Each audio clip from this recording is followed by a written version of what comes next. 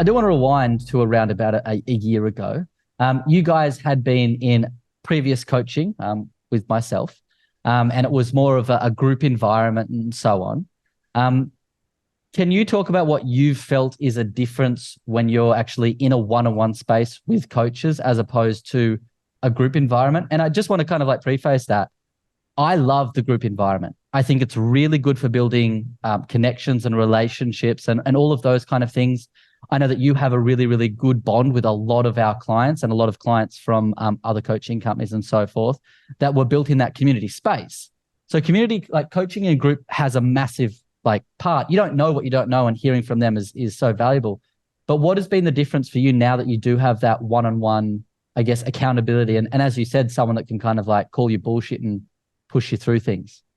Group coaching is great, but it's not for everyone. Like sometimes in a group setting, you don't feel like you can really say your piece sometimes, or you don't want to be completely honest as if you were sitting one-on-one face-to-face with someone. So like I love the group coaching, but I found like sometimes it would bring me down seeing that everyone else seemed to be doing really, really well, and then maybe things weren't going right at the time for me, and I was like, what am I doing wrong? You know, so I think doing the one-on-one stuff for me always worked a lot better because it was just straight to, okay, this is what you're doing now.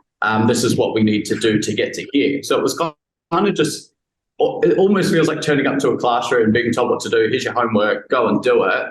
And that's it. Like it becomes really easy in that one-on-one space. That's how I've found it. And I think Bex can agree. Yeah, I definitely agree. And I feel like in the one-on-ones, you can be completely honest and transparent about where your business is, where sometimes you don't always want to be in a group setting.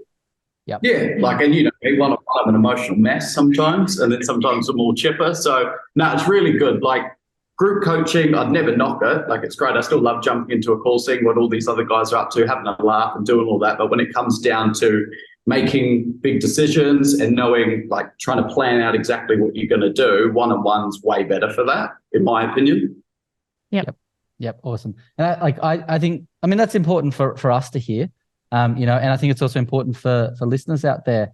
I think a lot of the time we compare ourselves to others, and this can be at, you know, a detriment to us. I think that comparisons are a dangerous game. And I think it can be like, you know, and in your instance, as you said, sometimes it would pump you up, but sometimes it would bring you down. I think identifying that initially is a huge strength that you guys have got.